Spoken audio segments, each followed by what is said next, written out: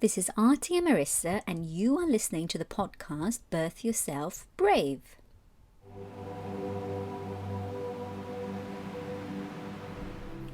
Today's episode is about rise from the ashes, which is a metaphor of the phoenix for transformation.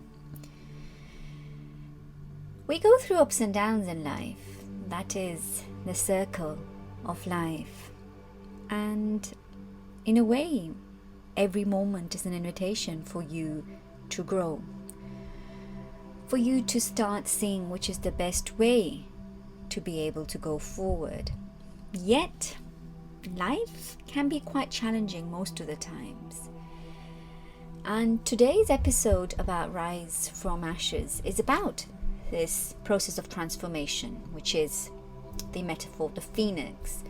So, often when you think of metamorphosis, you often think about the caterpillar and how the caterpillar changes into a comfy cocoon, and then it dreams and so forth, and it wakes up the following day and it's transformed into a butterfly. Yet we all know, those of us who have gone through difficult situations where we've had this opportunity to still be standing despite not wanting to be alive, we know transformation comes with its own challenges, which is the reason why I like this example of transformation with comparing it to the phoenix. So if you think about the phoenix, when its time is coming to change, it literally bursts into flames, rise from the ashes. And in order to be burned to ash, it is extremely painful.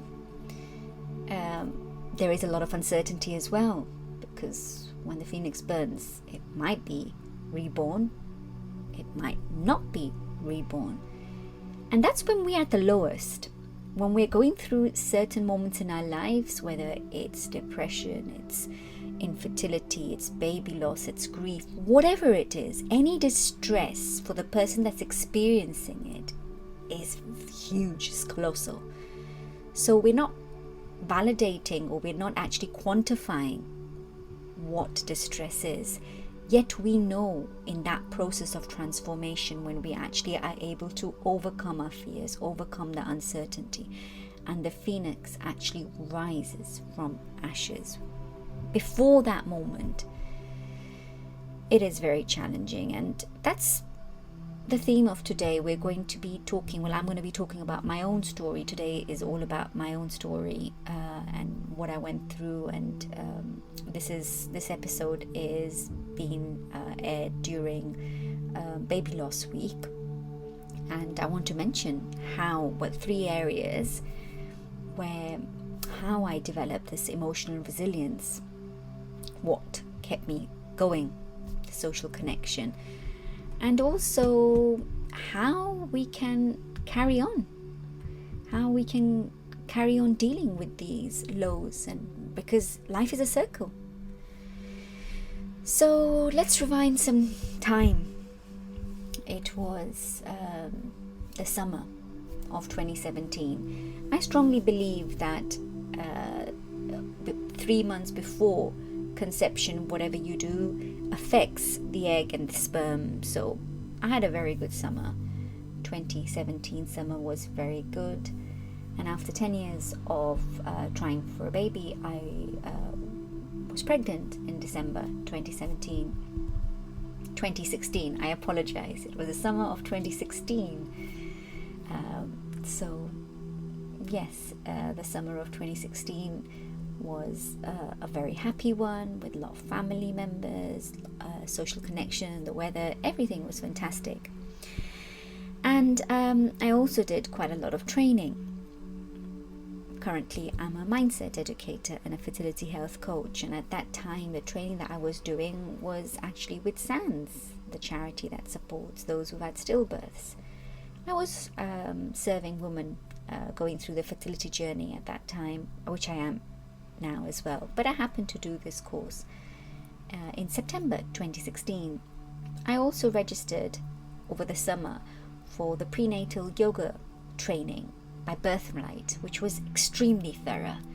A fantastic teacher, Belinda Staplehurst, very good training, met some beautiful women from all over the world, from Belgium, from Germany, from Valencia, from Spain, and of course locally in Birmingham and in the UK as well. So a fantastic sisterhood, a very good course that was initially in the summer, and then the second half to qualify with all the case studies was the following year in February, so which I passed. I did very well. It was a fantastic course. So that was all before my pregnancy, before conceiving, and then the positive pregnancy test was in December 2016, and then I did my 6-week scan to make sure everything was fine. The 12-week scan, everything was fine, and then at the 20-week scan, there were complications. Initially, what happened was the midwife didn't tell us anything, and she went away. She got somebody else and started checking, and I was already trained that this is what happens when there is certain news that nobody wants to share, that you need somebody else to make sure that what you've interpreted is right, so you get a second opinion. So I kind of knew there was what was going to be said was not going to be very pleasant at that time. And the 4 words, there is no heartbeat. At that time, I was in a state of shock. It was a Monday, and we were having a lot of housework. We were preparing a house for our daughter. And of course, she was not there. She was no longer living, which was a very hard news to be shared by the sonographer, the nurses, as well as parents to receive it. And because of the way I am, all I did was reach home and make my mum comfortable to be able to share that with her. More worried about her reaction, how she'll cope, because we were all waiting for this baby after 10 years of trying, and it was a tough journey. That Monday was challenging, called up work, cancelled all my appointments. And then on the Tuesday we went, and they gave us the medication to have the birth the following 48 hours. But we had so much support. The docs were great. One of the main things that one of the consultants told me was, it's not your fault. It's very easy to take the blame that you have done something or you could have done something better. But the minute that the consultant told me that, it reassured me. We had a bereavement suite. We were extremely lucky, and literally I breathed out Alma. It was my baby, which was a very sublime experience. And the way I managed to transform my wound of stillbirth into a scar and develop this emotional resilience is by feeling her presence. Energy doesn't increase or decrease, it's all around us. And a lot of people don't understand that. When we lose somebody, for me it was quite excruciating. Literally, I felt like the phoenix rise from the ashes, giving birth to a child that is not alive. It is extremely hard, and taking all those drugs and all the effects. But because, first of all, I knew what was happening, even though my body was in denial to say, but I was ready for it because I knew that I had to relax with my prenatal yoga. I knew exactly what was happening in my body, and also how to ease everything and relax and go with the flow, which I did manage to do, because there was no complication. Everything was smooth, so to say, except when Alma was born. It was silent. Alma was born sleeping. There was no sound. And it was quite challenging, because being in the midwifery unit, you can hear other women giving birth and babies and all of the voices and the sounds, which can be quite distressing. Yet I navigated through that. And one of the phrases that really helped me go through this is a quote by Santa Teresa de Avila. Pain is never permanent. So at that moment in time, the pain was physically excruciating and also emotionally and mentally. But there was a lot of denial, yet I knew this wouldn't last. Things change, everything is very fluid. And it helped me to gain the inner strength. And what really helped me was a very simple portion, so to say. It was actually just flower remedies that I got. The rescue remedy, which is made out of 5 different flowers, and that's what helped me grieve. Because grief itself is a medicine. If you do not grieve what you've lost and you pretend life was normal, which was what I did, you don't give yourself time. You don't give yourself attention. You don't give yourself love. I am an only child. At that time, my dad was in a nursing home, and exactly 8 weeks after my stillbirth, on a Thursday at 9 a.m., my dad passed away.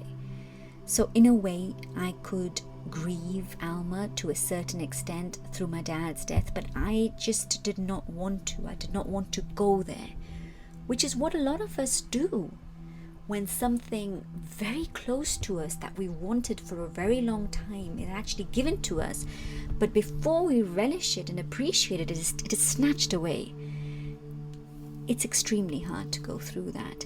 Yet, by finding that inner strength, it helped me develop the emotional resilience that transformed my wound into the scar, which again goes back to the metaphor of the phoenix rising from the ashes, because I did have a rebirth myself because of the birth of my child.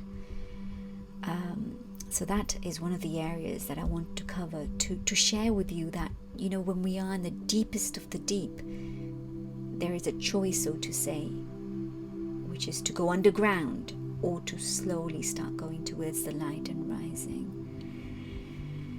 How did I manage to experience the positive overwhelm? I'm extremely grateful. If you would ask me, would you change anything? I would say no, I would not change anything, because I'm a firm believer that whatever happens is for the best. You just need to trust. So there are moments that it's very hard for me. Birthdays are hard, and more than hard, they're challenging. It's a beautiful quote by Michelle Williams is, grief is like a moving river. It's always changing. I would say in some ways it just gets worse. It's just that the more time that passes, the more you miss someone. So for those of us who have lost children, we not only lose the time that we've had with them. For me, my pregnancy was beautiful. I was very connected. I was flourishing. Everything went really well. But not only do you lose the moments that you were with the person that you've lost, but also the future. And for a child, because they die at a very young age, you've got all their life that you're going to grieve, that you're going to miss them, that you're going to see, I wish Alma was alive. She would be 3 now. She'll be 4 now. She'll be 5 now. So it's you're going to miss them forever. And in order to be able to start experiencing that positivity and to start healing, it is to cry. It is to actually have an expression of your grief in a controlled manner, that you're not just swaying with it. You are able to go with the flow. William Shakespeare says, tears water our growth. I strongly believe in that. It's not a sign of weakness. It's a sign of strength. It's a sign of power to be able to express, to let go, to allow things just to happen. Because you're allowing things to be processed with your tears. As another quote is that, tears are of the soul. It's that higher self that we're connecting to. As long as we're not indulging, I think the key over here is to go through, to navigate through grief in a more composed manner. And what helped me a lot was my social connection, my faith.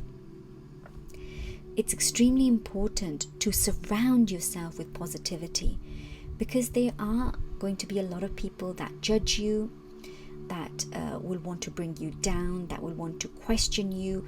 But the minute that you allow the sting to go away, the minute that you are happy and content within yourself, or just if you're able to sit back and reflect rather than react at every trigger that people are throwing at you, that itself will change your whole vibration. I remember going to a party at the time, straight after I'd lost my baby, and it was a horrible party in terms that everybody was attacking me. Why haven't you got another child? What's happening? Nobody, and they were all women. Nobody actually took my side to ask me, why haven't you had a child, or what's happening, or just saying don't ask her anything. But everyone, it was one after the other. And then I just took a step back. I composed myself and I said, I'm happy the way I am. Let me ask you how you're doing and what's happening in your life, and why is this happening, and started focusing on other things. And suddenly, the minute that they realized that what they were saying is not affecting me, they lost that thrill. Whatever they were saying did not affect me anymore, because I managed to compose myself, align myself to my own inner self, which allowed me to dispel all their negativity. Because when people are talking to you in terms of judging you, if you are affected by their judgment, you're giving them time, you're giving them importance, you are allowing them to take control over your emotions. But the minute you are able to realize what they're doing with their words and their behavior, and you are able to ground yourself, center yourself, you create a shield around you which allows you to be protected and stay in your core, which they don't like, because they want you to shout, they want you to scream, they want you to cry, they want you to be vulnerable, which of course is good to be, but not with those that do not understand you. Our problem is when we've gone through a difficult situation and we encounter somebody tells us some harsh words, especially when we have gone through something and our loved ones, friends change. So if one of our friends that doesn't understand what we're going through, when they tell us something which isn't pleasing to us, it hurts us and we recoil. So it's key to be very careful who you're vulnerable with. I have a list of friends I know who to call. Actually, one of them who I really know who I need to call, and she's not even in the UK, but I'll always be able to share with her exactly what I'm going through. And note, it's only one. Everybody else, yes, I've got different relationships with a lot of people, but when you want to be nourished, you need to make sure that you go to the nourisher, not to the drainer. And even though you may have a lot of besties and a lot of good friends, if it's something very close to your heart and you want to feel better and grow, even the slightest amount of judgment or negativity or some words that might not be pleasing to you, that will affect you and bring you even lower without it being their intention. So imagine somebody criticizing you and really wanted to rock the ground where you're walking. Just be careful. Choose your friends very wisely and choose those who you want to be close to. To be honest, when I lost Alma, I found a lot of solace in social media, where I found people that had gone through exactly what I went through. None of my friends had gone through exactly what I'd gone through, so it was difficult for them to relate to me and share with me. But they were there, and I got the solace as well. And lastly, how do we deal with loss? How do we actually deal with grief in this case, or any distress? In the words of Hilary Stanton Zune, the risk of love is loss, and the price of loss is grief. But the pain of grief is only a shadow when compared with the pain of never risking love. So, as I said before, if I was going to change anything, I wouldn't change anything, because feeling my baby in my womb was one of the best experiences, and even the way I gave birth to her was beautiful. Yes, I have aching arms, but I know what happened was the best. The way she made me feel during the time that I was pregnant, I felt that she was here only for a short amount of time, and what she came to achieve, she did. And I don't need to analyze what, why, when. Sometimes the feeling that we're left behind, the feeling that is lingering, what I feel when I think of her is transformational, and what she's left, her legacy for her mother, is immense. So I would not change anything, and it's all about understanding that nothing lasts. You need to slowly start appreciating what you have, and one of the ways you can appreciate what you have is to give, to share, to do voluntary work. It's very important to help those who have gone through the same thing that you have gone through. So whatever anybody did for you, you can return back to another person, which is really important. Because if you are just indulging in that grief and that sorrow and the loss, you will never learn from it. You'll never be able to give another person. And if you don't, then you're not actually acknowledging what you gained in the first place. There's a beautiful Chinese proverb: you cannot prevent the birds of sorrow from flying over your head, but you can prevent them from building nests in your hair. So I couldn't do anything to change this, but I'm going to transform it to the point that I'm going to learn from it, rather than just keep thinking of it repetitively, keep thinking of it over and over again. And I do sometimes. Of course, it's natural to grieve, it's natural to be upset, but not long enough that it becomes detrimental.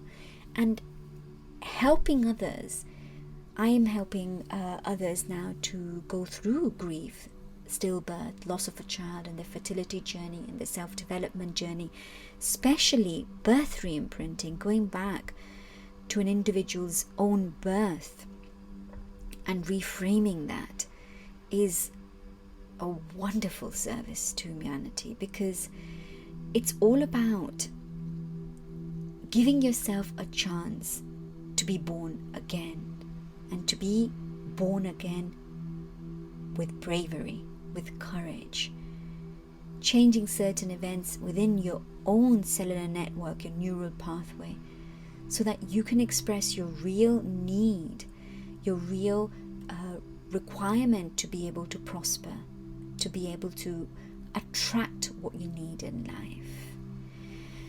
So that's one of the ways that you can deal with loss, with grief.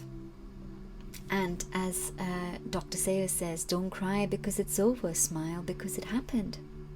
It's all about gratitude, all about realizing what you have and not what you don't have.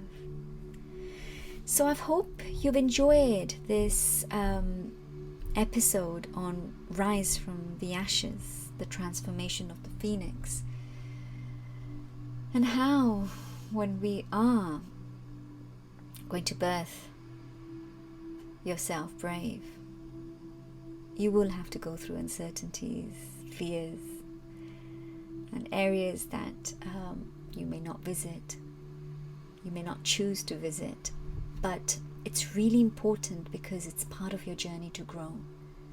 It's extremely important. Birth yourself brave is so important, and that's the reason we're here. And we're going to share more interviews, more teachings, and more messages and quotes, so that we can inspire each other. Every moment, with every downfall comes a chance, an opportunity to birth yourself brave, to have a new opportunity to choose the pathway towards your own healing. Thank you for listening. Please do not forget to rate, review, and subscribe for future episodes, and also to let other people know that we exist. If there are any links mentioned that you cannot view, visit the YouTube channel Artia Marissa, and you will find them on the relevant episode under the playlist of Birth Yourself Brave podcast.